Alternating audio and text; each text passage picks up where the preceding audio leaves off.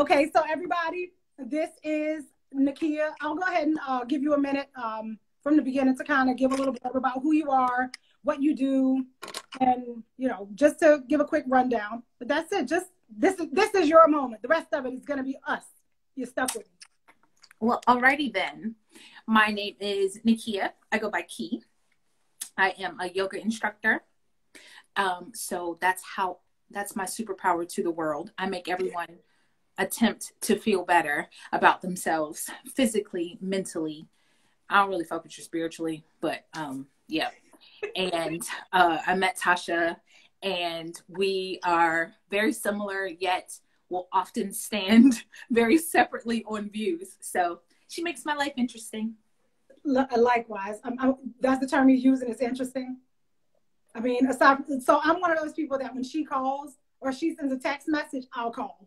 I'm not responding back with a text. I'm just going to call. But I just started asking everybody, basically like how they were doing, because we all know last week, as far as the United States is concerned, was a doozy. Last week was, you couldn't have written that. Like you could not have gone to like a movie theater and expected to see what we experienced last week. What? No, you couldn't have. It was literally like, yeah. What was it, Wednesday? I started Wednesday by watching, I was watching the confirmation of the votes. And so I'm already, just like, come on, y'all are still saying, because they were like, they go in alphabetical order. Alabama, we confirmed Donald J. We voted for Donald J. Trump and whatever Pence's name is. Okay, cool. So 9 votes from Alabama, 3 votes for Alaska from Donald Trump and Pence. As soon as they hit Arizona, we vote for Biden. We object. What y'all objecting for? And then what's so funny is it's not even like the senator from Arizona. It was some random senator that objected. So I'm already hype off that. Then I got super hype because when they went into their respective sides, can I say the bitch? Mitch the bitch? You can say whatever you want. That bitch Mitch, he came and was like, he basically was like, y'all need to sit down and let this happen. Like, it's gonna be Biden. Sit down somewhere. I was like, okay, so that was first of all. And then Schumer came up and gave, Schumer just, you wanted to just wave your hand. Put the lighter in the air, yes. Just put some money in the collection back. Okay, Schumer, okay. But he made some really good points. He was like, y'all, this is setting like a horrible precedence, blah, blah, blah, right? And then the next thing that happened was they kept going back. I was watching PBS, the PBS Live. On Facebook. And so they kept going back and forth from what was happening on the inside into this chick on the outside. And it was funny because her voice was getting different. Yeah, so they getting real close to me. And yeah, she was getting really her voice. Yeah. So anyway, and then the next thing you know, they cut to them on the steps. I was like, I lived in that area. How the hell they get on the steps? I think you and I had a conversation. I was like, I've gone on field trips, like with my kids, and I've gone to have lunch, out in the city, right? And I mean, it's beautiful out there, especially like during the springtime and summertime, well, early summer anyway. And you can't even like sit on the step and have a packed lunch. And I see an entire mob of people, not just on the steps, but they are making their way into the building. And I'm like, likewise with you, right? I was just kind of like, this is not real. Like, is this actually happening? And it was actually happening. So, of course, it's all over the news at this point. The radio, television, social media is all blazed up because of what is happening, 45 minutes away from me. But the world is watching. The world is watching. And I was joking and I said, I didn't realize. Hey, I'm drinking whiskey. Hey, Whiskey Inside Kick Show or Kick Show. Oh, Whiskey and Kicks. Hey, Brocky. Yeah, so I'm sitting here. I started to feel a way about it. And, you know, as somebody who, you know, served in the military, I did 9 years active duty. It was sadness, it was confusion. And I really, like, I had to separate myself from it because I could not, all I'm thinking to myself is, regardless of why we signed into the military, this is not what we fought for. Right. This is not what we signed on for. This is not right. what we were defending. And now you have everyday Americans, some apparently some were military, some were government officials from a delegate from West Virginia, mm-hmm. Who were storming the Capitol. And it was so emotional for me. But then I went from, and I didn't want to watch anything. But then I went from that to, I was upset. I was upset because as a Black woman, all I'm thinking about was last summer. We couldn't even get on the steps. No. We couldn't even get on the steps. And like, I'm a decent person. I'm okay, for the most part. I'm a law-abiding citizen. So, like, I was hurt. I was so hurt. And you had, you know, not on my feed because I feel like I've kind of weeded those people out, but you had a lot of people saying, you know, they should be able to protest. You know, Black people were okay with it last year. Wait, time out. This is not the same thing. No, it's not the same thing at all. And those same people who were yelling Black Lives Matter and being combated by the Blue Lives Matter, we're standing here like, so the Blue Lives don't matter anymore? No, because some Blue Lives on the front line got their ass kicked. And unfortunately, we've lost two. No, I ain't seen nary. They got their asses killed. Yeah. I ain't seen nary Blue Lives Matter, nothing. Nothing. Not a single. My neighbor. Not Back to Blue, not, you know, Thin Blue Line, nothing about the law enforcement officials. And I mean, you had all agencies out there. You had the Capitol Police, you had DHS, you had FBI, you had Metro Police, you had everybody from the DMV area, you know, hurry and hustle, beat feet, you know, and make their way down to DC. And they are being met by the exact same people who were defending them last year. And the reason I use air quotes is because they weren't defending them. They were opposing us. They were not defending the police. And the way that they handled that situation last Wednesday showed everything that we had been speaking on. And that's what made it even more frustrating, was nobody was still willing to admit that it wasn't about Blue Lives mattering to y'all. It was that y'all don't want Black lives to matter. Yeah. You needed something else to resound louder than the attention that was being drawn to the marginalization and the abuse of Black lives in America at the hands of the government and law enforcement officials. But now y'all are trampling them on the steps of democracy, literally. I think that I'm more frustrated now because I went through the same emotions as you. I'm a military brat. And, you know, my pops served and I have two brothers that serve. And you're currently in a military town. Yeah. And I live in a military town. So, you know, I was like, I mean, I've never taken an oath to protect and defend the United States Constitution, but all of them have. And time out. Let's go ahead. For those who are not aware, we get this huge argument all the time about, you know, well, you signed on to defend this flag. You signed on to defend the flag. No, we did not sign on to defend the flag. The flag is not stated in that oath at all. We signed on to protect and defend the U.S. Constitution from all enemies, foreign and domestic. And we're not dealing with domestic. We're dealing with domestic. And we're not supposed to fight back. Yeah. We're supposed to be okay with this terrorist activity on U.S. soil, on the U.S. Capitol, while we are trying to conduct constitutional business. And we're supposed to be okay with it. Like, in the middle of constitutional business, y'all want to go ahead and not just, and it wasn't protesting. Like, when you guys went into the Capitol, it was no longer protesting. What was your point? And like, listening to some people after the fact, it was they wanted to see the votes for themselves because they didn't believe it. Who the fuck is you? First of all, But secondly, then next, you know, you see that they had restraints with them, like the people who made it to the like inner chambers or whatever, they had restraints with them. So where you got what? You were just hanging on to the restraints because that's what you just take with you when you go to protests? And let's go a little bit further. The Molotov cocktails. Oh, yes. These are not sipping cocktails, sir and ma'am. Not sipping cocktails at all. Yeah, so like what part, I mean, were you guys going to sip Molotov cocktails while you viewed the votes? Is that, like, was that the plan? No, it was obvious. The intent was, you know, the intent was there. Right. It was all over, not only the you going from a protest to violence, it's shown there, but it's also shown in just the equipment that you have, the gear that you have on. So they came in riot gear.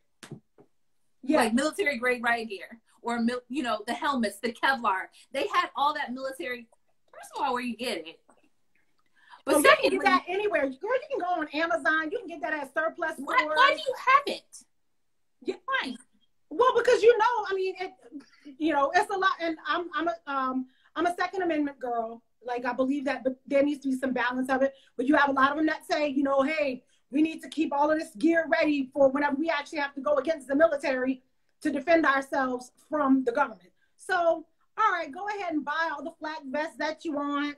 Go, you know, but whenever you show up to a peaceful protest with all of this stuff readily available, and you are not even met with the same level of force that the protesters from last year were met with. Kamani, the caucasity of it all. Yes. Absolutely. Yeah, I mean, that's what it boiled down to. Like, everything about that spoke to the level of entitlement. Yeah. It spoke to the level of privilege that so many of them want to deny.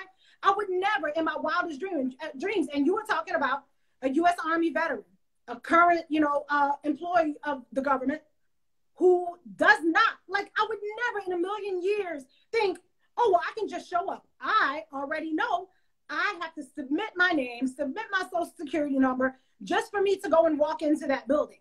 Yeah. And that's the part that got me. Like, having been inside the Capitol before, having taken the tours, you got to give your name, your firstborn, your social, some money. Like, a blood sample. Like, you got to do all of this to get in there. And you guys just rushed. Some of them rushed. And then some of them actually just walked in. And it's the ones who walked in, like, I'm just like, how dare you? This is literally, like, this building's on the back of our money. This building is supposedly the most sacred and the most protected building in the United States. And you guys just fucking walked in there like you own the place. How dare you? Yeah. And going again to talk about the law enforcement officials, you saw that some of them literally just opened up the barricades. Opened up the barricades, showed them where to go, because somehow they made it to Nancy Pelosi's office. Well, of course, his argument was, well, that was because the security guard pushed me in there. Bruh. So once he pushed you in there, you decided that it was wise to kick back, you know, put your feet all over her desk, write a note letting her know that basically y'all weren't done with her. Still the gavel. Yeah, and leave 25 cents for her, and then come outside and live to tell the story. Mm-hmm. And live to tell the story. Let's get that part. That part. I think that I'm more like, I was in shock and awe that day. I was disappointed and sad. And then the next thing, I'm just still so blown because of everything that's happened since then. You know, yeah, you got the FBI and you got these state officials like our attorney general here in North Carolina. Sure, yeah, they're going through all the pomp and circumstance of trying to get people arrested and all this other stuff. But I'm just like, what are y'all arresting them for? And when you look at some of the charges, you're like, that's it? Yeah, that's it. And are these people really going to get tried? Are they really going to get, is justice really going to be done? Well, and you know, as black people, we're already skeptical of it, right? We immediately say, anytime somebody says, oh, they charge so-and-so, we immediately say, but is it going to stick? You know, like we automatically go to it. Is it going to stick? We don't say that about ourselves. If we see somebody, a person of color, who gets some sort of charge, he's like, oh shit, he finna die. He finna go to jail. It's the end of the world. Like, he might as well just go ahead and chalk it up. He's going to jail for the rest of his life because he stole a loaf of bread out of the local grocery store. Like, in our minds, like, that's how that works. But it comes full. A person of a person who lacks melanin, who gets charged with something, we're like, it's not gonna stick. Like, oh, I want to actually see them get convicted, because that's just like that's been status quo. That is what historically has always happened. So you mentioned you were talking about the security guards and everything, and there was one gentleman, Officer Eugene Goodman. I wanted to make sure that I got his name right. Some people won't say his name, and I completely understand them not saying his name because of his fearing for his safety, right? But on the other hand, I definitely commend him, because I don't know if a lot of people really realize that the certain level of training and the intuition that they have to do the right thing. And I'm sure this man was terrified, because if you look at the video, there's a huge mob in front of him. And he literally looks in one direction and pushes the guy to antagonize him. So he follows him, and the mob follows the guy he pushed into the wrong direction. So I think you may have seen this post as well. But there's an actress, and she's a huge feminist, Jamila Jamil. She posted a picture referencing him and talking about what had occurred. But she said something that I was like, that last sentence though. And what she said was, in reference to Officer Eugene Goodman, she said, he saved democracy on the same day Stacey Abrams did. And then she later went on and said, they built this country and are now maintaining it for a bunch of ignorant, insecure maniacs. And adding to that statement, a couple of days after this incident, there was an image that was put out about the cleanup of the Capitol and everything that had happened. Not only, breaking doors, glasses, carving things, throwing papers all over the place, but there was fecal matter in the hallways, urine all over the place. Wait, fecal matter? Yes, yes. And in these pictures, it was Black men cleaning it up. And I think I that. And you had a few like bloggers or whatever that were posting about it, and what they were talking about was the fact that here we are, constantly marginalized in this country, constantly devalued, constantly degraded. We built the building. However, we are the ones that built this nation, like physically built it. And now, on the same day, you have a Black woman stepping up and, in essence, having one of the biggest voter turnouts in Georgia and turning Georgia blue for the first time in how long? Ever. Yeah. And you have a Black man in the Capitol going against an entire mob of people who, I don't care what anybody says, but that mob is against people who look like him. Yeah. That mob is against people that look like Stacey Abrams. And here he is saving democracy, allowing democracy to continue to happen while this mob chases him in the wrong direction. It's sad because, again, he's a blue life. His life should have mattered at that moment, but y'all were rushing him. And it's like, it literally goes full circle, because I wanted to, when everything was going down and people were comparing this to Black Lives Matter, I immediately wanted to put a stop to that, because I was just like, the two are not the same. No. And they're not. And I don't want to keep bringing Black Lives Matter up. But as a concept, we're full circle now. We're back to the fact that Black lives don't matter. We can't even get into the Capitol without getting searched and taking off your clothes and all that other stuff. You can't get in there, yet they were given damn near the keys. We can't, it took Stacey Abrams and her team, which I'm familiar with. Hey, y'all, down in Georgia. It took that whole team to work, her team, Black Voters Matter, hey, all of them. It took all of them such fierce work to get Georgia blue. It took such fierce work to get Black voters out, and hell, to get white voters out. It took such a lot of effort down there, and yet we're back where we were. It's like anytime Black people as a collective, it's like we take 2 steps forward, people not having it, and they bring us back. And, you know, even just today, somebody was telling me that, oh, both groups are marginalized. And, who's the both? Who's the both? I'm still trying to figure out who it is that this other group is supposed to be. We're going to call them fake triots. Fake triots. The fake triots? Okay, I can go with that. Mm-hmm. We're going to call them fake triots.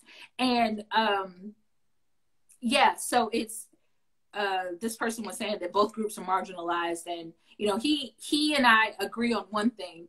I think that class is the bigger issue in America versus racism. Racism's bad, but classism is actually worse than racism.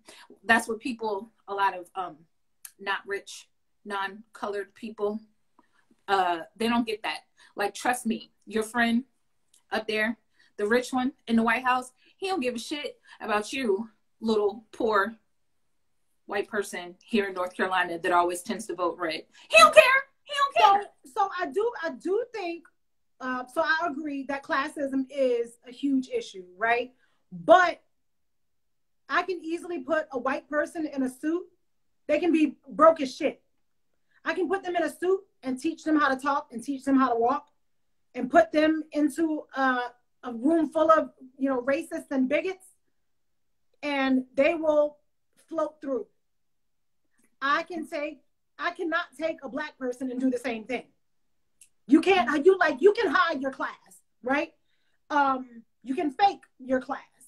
You cannot hide or fake your ethnicity. So that's why I tell people, like, I don't care. Like, I refuse to say that any demographic will ever have to fight as hard as someone who is of a certain color.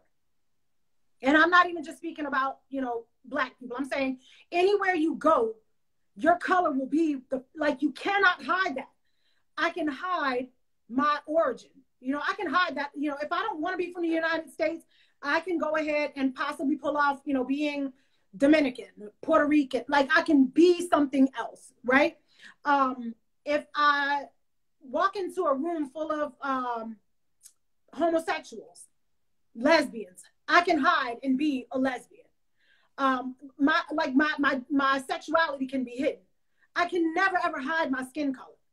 So I won't say, will I say that classism is a problem? Yeah, but I don't know if I'll say that is a bigger problem than racism, because you can hide class, you can fake class, but you cannot hide or fake your race. Well, tell that to Rachel Dolezal, but you know, that's a whole other. You leave my friend alone. Yeah. No, I think about, like, rich black people. Let's be real. And, you know, when I say rich, I mean the filthy, disgusting, stinking rich people. I'm not talking about these fake ass rich people that make just over 6 figures, got a couple stocks, doing well. I'm not talking about them. I'm literally talking about people who are filthy, stinking rich. Like, it doesn't matter. Like, take, for example, let's talk about, I hate saying his name, but the occupant in the White House, he was like besties with Russell Simmons.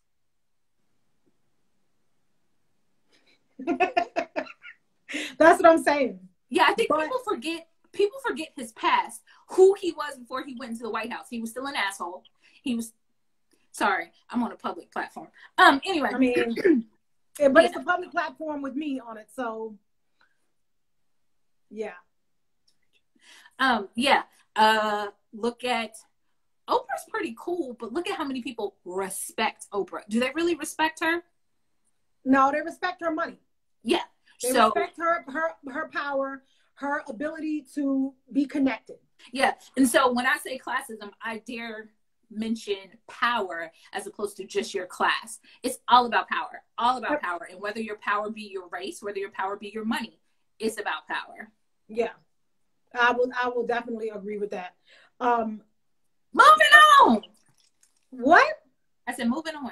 Oh, so the other thing, so of course we had all of this that occurred on Wednesday, and then, and I'll be honest, like, it got to the point to where, and I love us, even in the midst of some of the shittiest moments of our existence, we will be some of the funniest people ever, right? So I was stuck on Twitter. I'm on Twitter looking at all the memes, you know, looking at the commentary about everything that was going on. so eventually I was able to laugh about it, because you had so many people that were like, oh my God, this is not America. And I'm like, yes, it is. Like, what America have you been living in? Yes, this is America. This is America. Somebody said on my page, with her skirt up and her boots kicked, her boots kicked up. This is America. Like, this is what it's always been. So once I got past, I guess, the initial shock of it all, I was like, this ain't my fucking problem. No, like, no. And I needed all Black people to just take a nap. Yeah. So I was like, you know what? I'm going to kick back and enjoy this commentary and enjoy what we do, which is laugh at the foolishness of the world. Okay, so what was your favorite meme? Oh God, I'll be honest. The one that I'm loving right now is so this one I noticed it today. You know, the bust it challenge, right? Where you standing there looking kind of rusty, and then all of a sudden, you drop it low and then you switch it up. And my boy Jason did this one in the locker room, and I've seen a few other people do it. Okay, so Jason is hilarious. I just want to say. Jason is pretty dope, but Jason will be on next week. FYI, everybody. But it was the one where old girl was climbing the wall. I'm a rather agile person. I'm pretty strong. I'm not scaling no wall with no backpack on. Like, who said you were, like, this made sense? And then, like, all of the memes about, most of these people are the ones who were saying that, Trump needs to build a wall. And girl, they are up here scaling this damn building.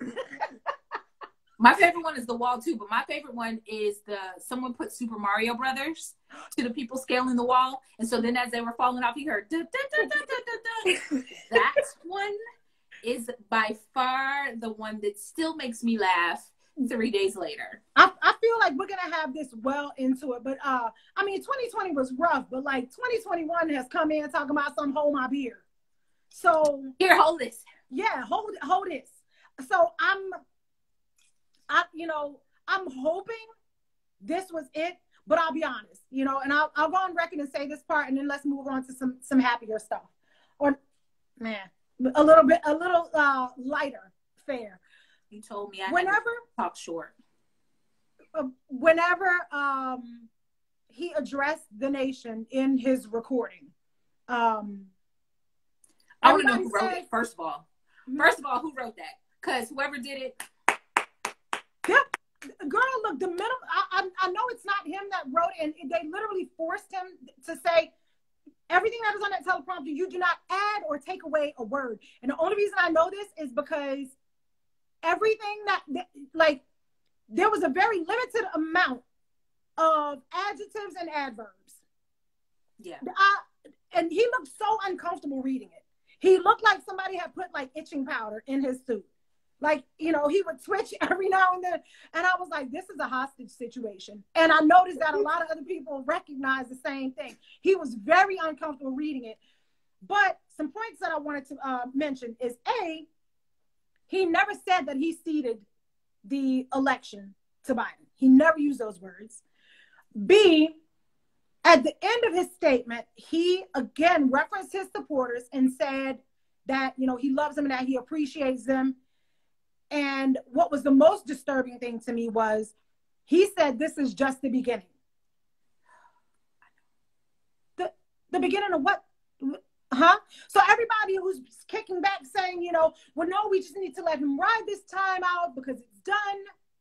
No, it's not going to be done. I'm concerned about the transition.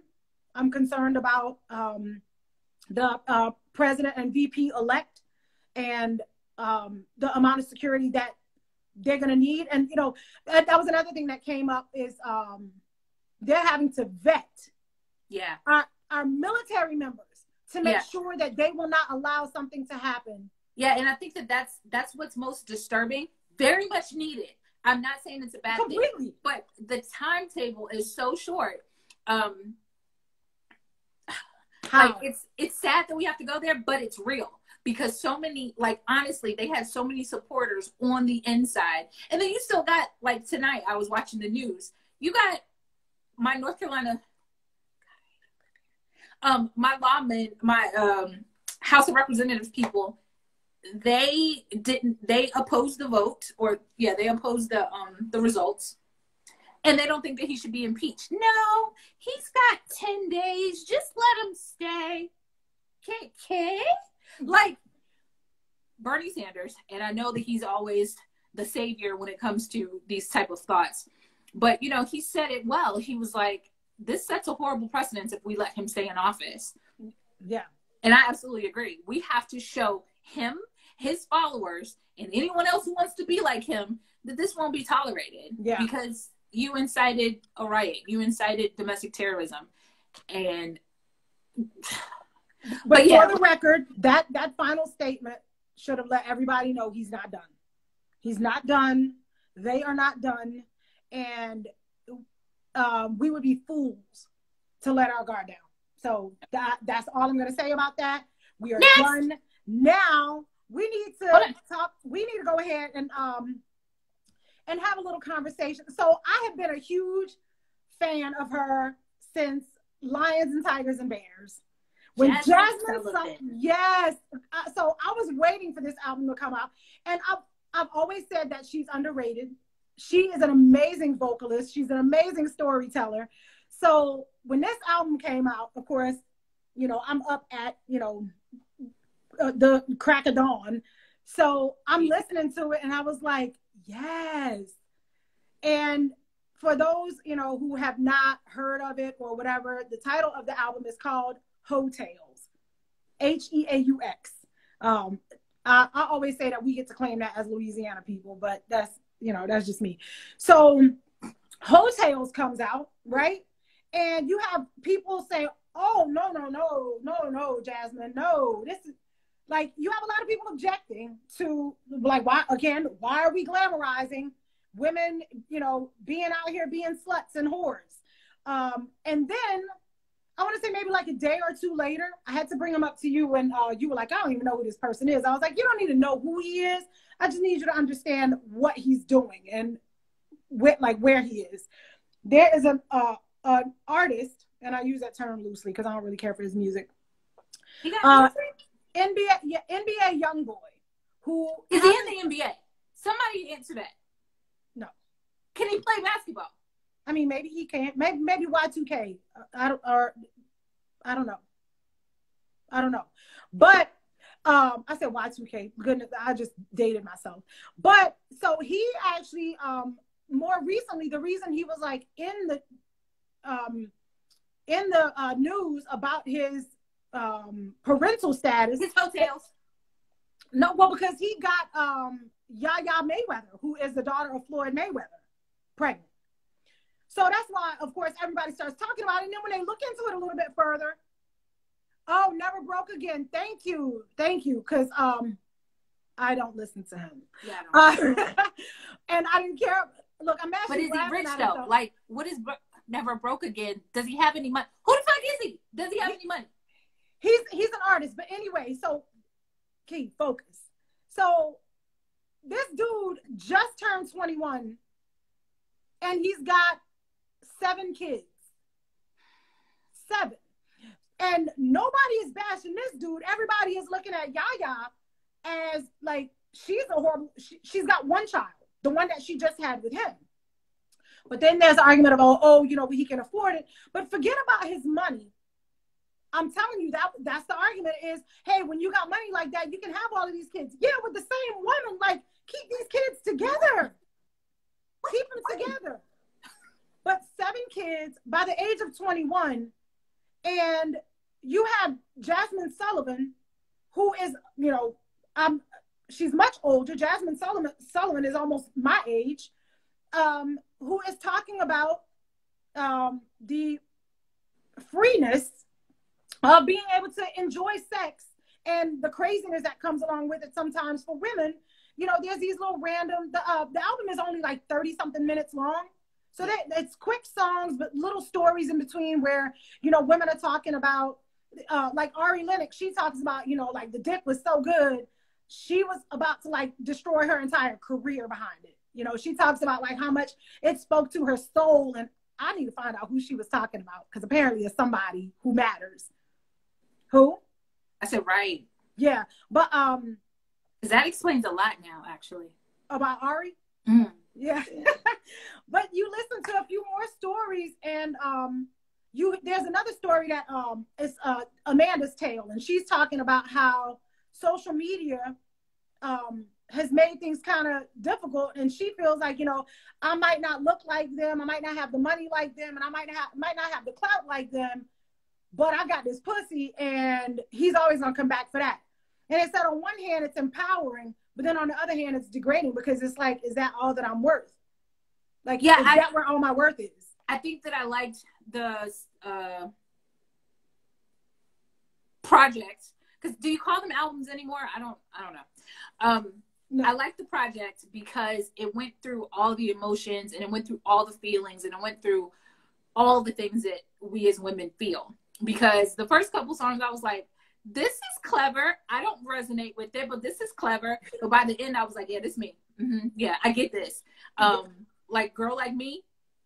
First of all, I love her. She can't do any wrong in my eyes. Yeah. But then secondly, what they were saying in that song, like, that's my jam. I know everyone likes bodies and pick up your feelings, but I like the ebb and flow of it, because I mean, there were some days before social media, praise God, that right. There's some days before social media that, I had some hotels. I mean, look, if my daddy's watching, no, I didn't. Yes, as far as my daddy is concerned, I'm still a virgin with 3 kids. Right.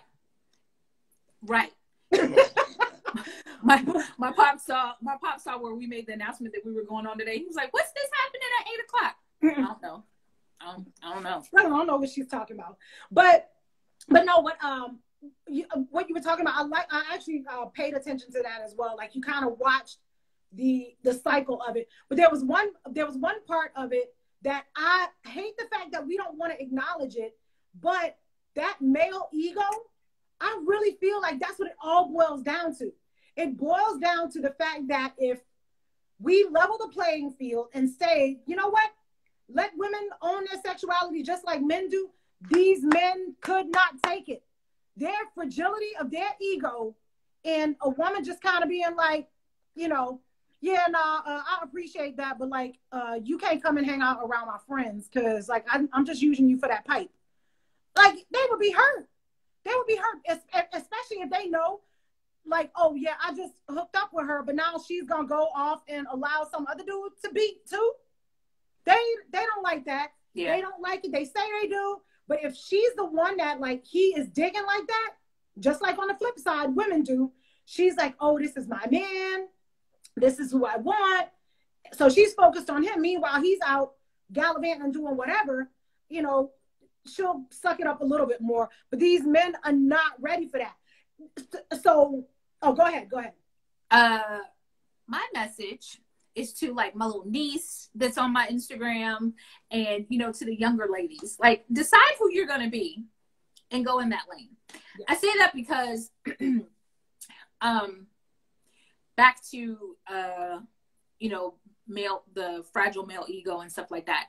And I don't remember if it was on this CD or I just heard it randomly yesterday, but we do stuff like during sex, of course not me, but during sex we say stuff like, oh, this pussy's yours and stuff like that. We can't keep hyping them up, but then wanting to say that we have power. I get that everyone has their kinks and stuff like that, but when you're letting a man dominate you in the bedroom and you're acting crazy outside the bedroom so you can get him to the bedroom,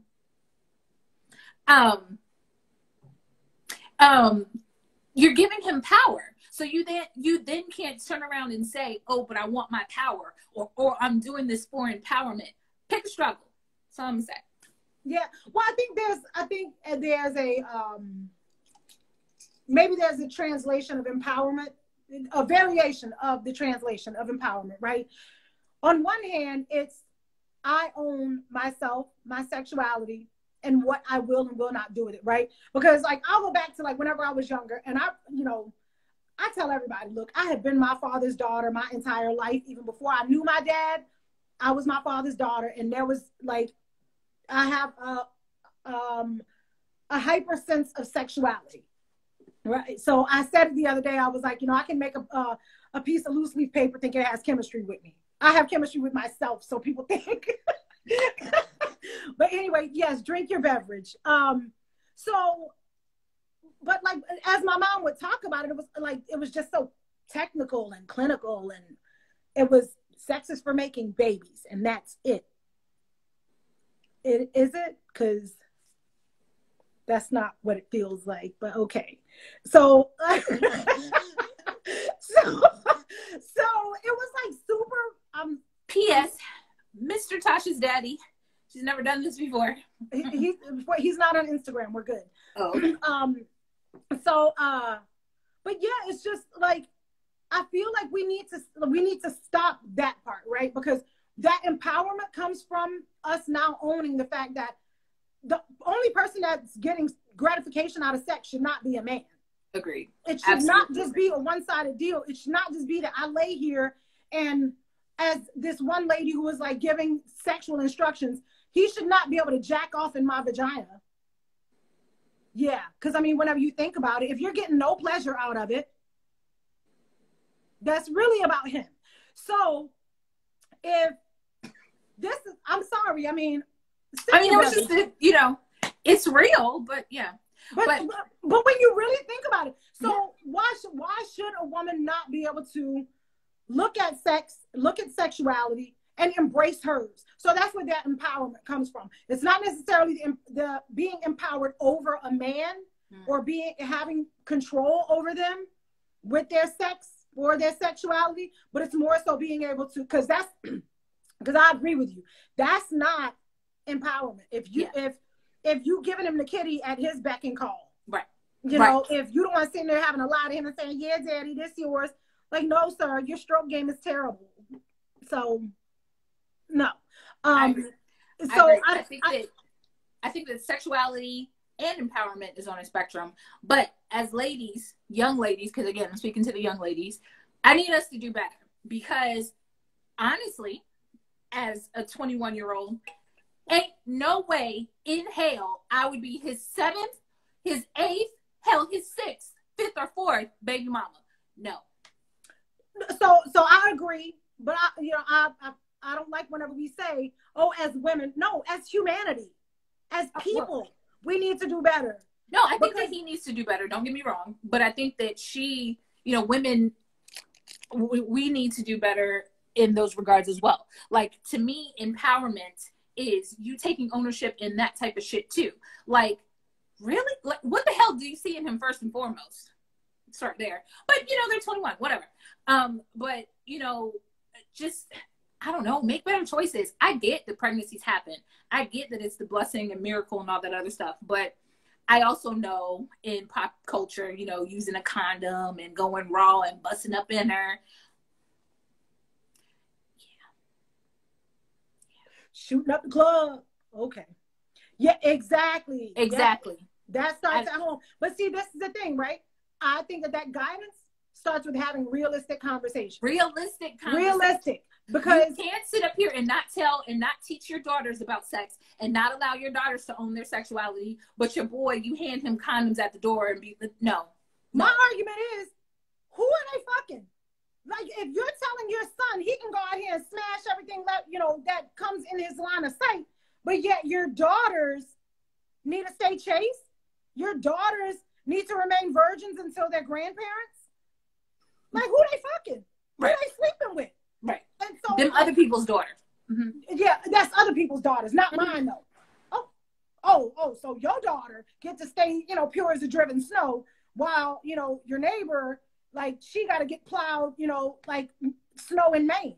Right. Like, no, my daddy's daughter is not having sex. So, okay. But so that brings up the other person that I wanted to talk about, which was Lori Harvey. Okay. So I want to know so for those who are not familiar, Lori Harvey is the daughter of Steve Harvey. And she is a very attractive young lady. I think she's like in her mid-20s. Her track record is, and this is not a total track record when it comes to who she has been associated with dating in the entertainment industry, in the public eye, whatever. She's been with Justin Combs. The name you may recognize is Sean Combs' son. So she was with Justin Combs. Then she was with Sean Combs himself. She was with Future. She was with, who else? Trey Songz. Yeah, Trey Songz. And the reason she's popped up recently is because there is a slew of women who are mad at her because she is now with the Denzel Washington of their era, Michael B. Jordan. They just came out over the last couple of days as officially being a couple. So I want to know what's your take on it. Imagine being Steve Harvey and you had the audacity to write 2 books, not 1, but 2 books about thinking like a man and having your shit together and then dating a certain way. And you have a daughter who doesn't do that. Just imagine. That's all I'm going to say. Somebody sent a meme to me and it was a picture of Lori Harvey on it. And it was, the backdrop was Steve Harvey's book. And it said, think like a man and act like the motherfuckers too. That she's basically rewriting, and it's like the way that she lives her life is writing a book totally contradictory to what her dad has written. However, as I said, her dad had some audacity to write that book because Lori Harvey is actually sort of living her mama life. To know her mom's story, her mom, Lori, somebody, I don't know Lori's, what's the mama name? Girl, I don't remember. She's irrelevant. Anyway, Mrs. Harvey, she, Lori's mama was with one man. That man ended up going to jail. She got with his cousin. But these guys were like mobsters, or anyway, they had a whole bunch of money. Then she leaves them, and then the next person she gets Marjorie, and then the next person she get with is Steve. And she didn't get with Steve when he was like before Kings of Comedy Steve. No, she got with Kings of Comedy, the actor. Did he have the show? Anyway, he was moving in that direction. So, she cleaned him up slightly. She got him out of the big suits. And now all not the big mustache though. Now all she does is, and I mean, okay, yeah, she's got a clothing line or something, or some makeup or something. She's got her businesses, which I appreciate. But I just want to know, what is Lori doing?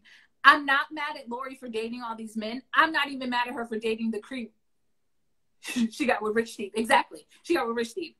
I'm not mad at Lori for her wanting to date men of a certain era or a certain crop status. I'm not mad at that. I'm mad because every time I hear about her being who she is, every time I hear about her, it's about her dating life. I would just like for her to, go to college, or if she went to college, like, what are you doing with yourself outside of like running behind some celebrity man? That's all. And maybe I don't even look, maybe I need to look at it differently. Maybe I need to look at all these dudes running behind her. So I take a completely different stance. If she don't want to go to school, don't. School ain't for everybody. Somebody got to be the trophy wife. If that's what you want to be, baby girl, go ahead and do it. I'm not going to knock you. I'm really not. I hate the fact that people sit here and give her a hard time about dating. I don't fucking care. Do what you do. If anything, she's actually doing it the right way. And like, okay, so what? She's dating a bunch of dudes of status. Like, I like thugs. I like, dudes that's a little bit, exactly, like, you can't get mad at her because they're chasing her down. Yeah. So what is she supposed to say? Well, I'm only gonna be with just the one of you. Whenever that course is run with that person, you know who I want to be with. Let's move on. Yeah, no. I'm just one of those women that I'm just like, do what you want to do. Be with whom you want to be with. And if you want to date 17 men, date them all. But just have your own shit. That's all I'm saying. And that's exactly how I feel. Like, she is dating. And that's that's one thing where I messed up at, right?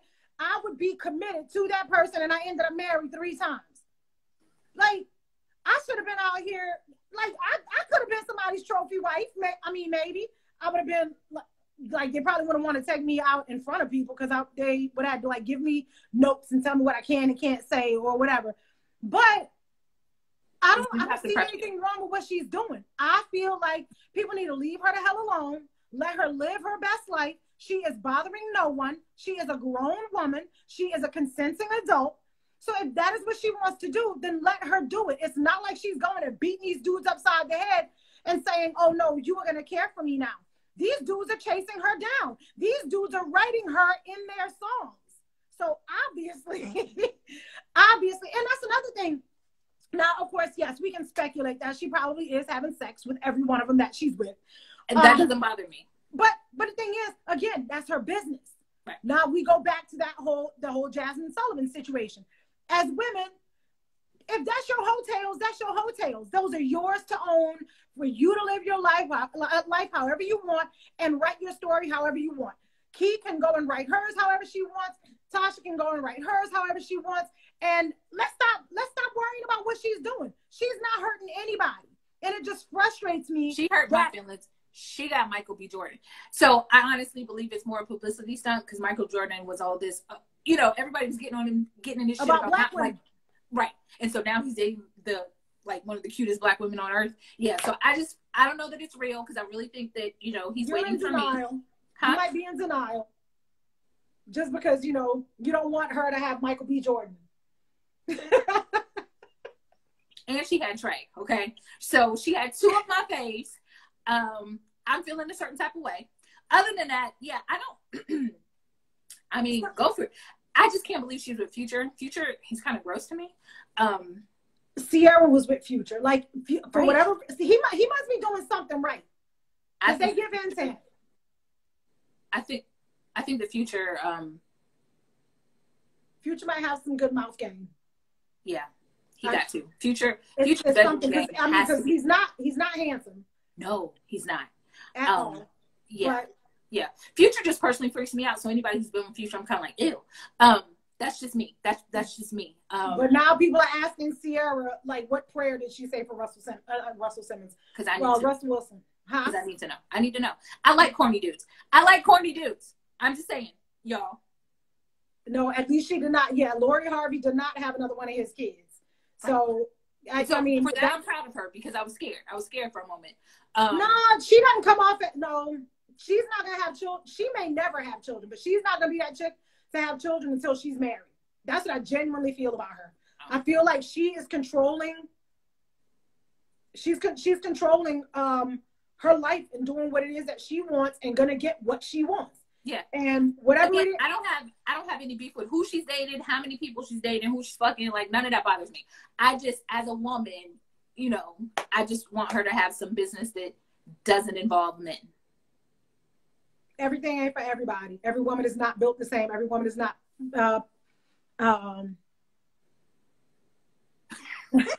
I agree with you, Bobby Boucher. Like, listen, so that's my homeboy from, we grew up together, mm-hmm. And he's basically saying, like, go get you a chick from one of these little small off the beaten path.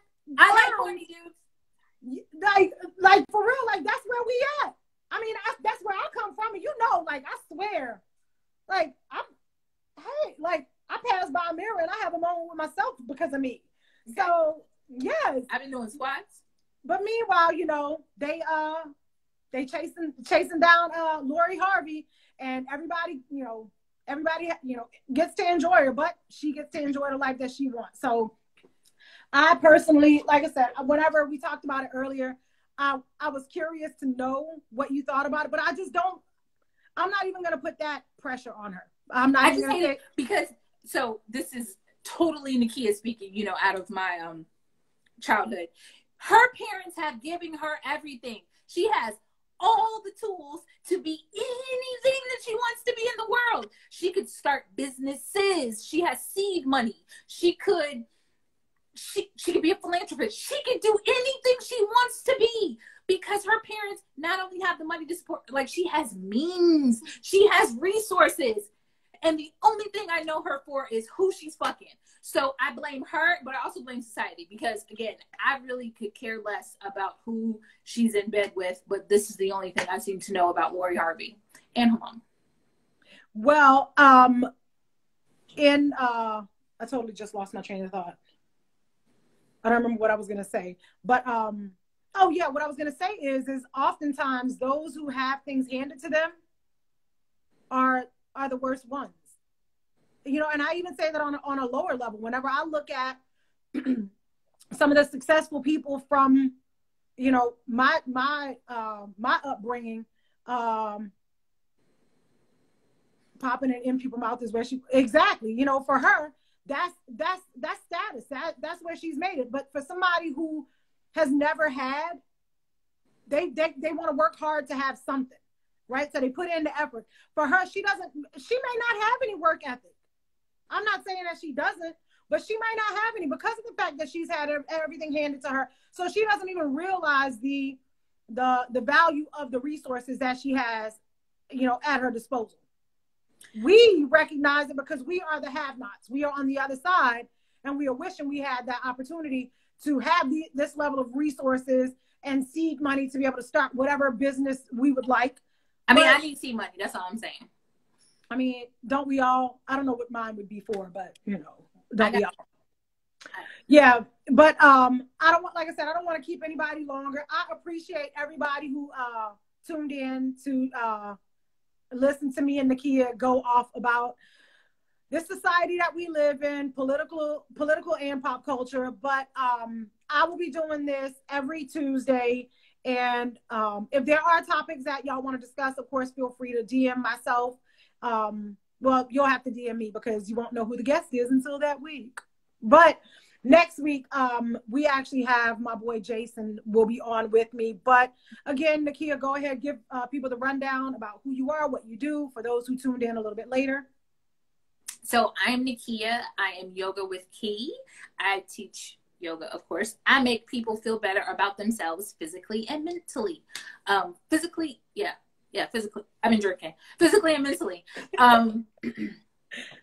Yep. No. I teach yoga. I'll be starting virtual classes through my company, starting next Tuesday evening. So right before Tasha's live, you can take my yoga class right there from the comforts of your home.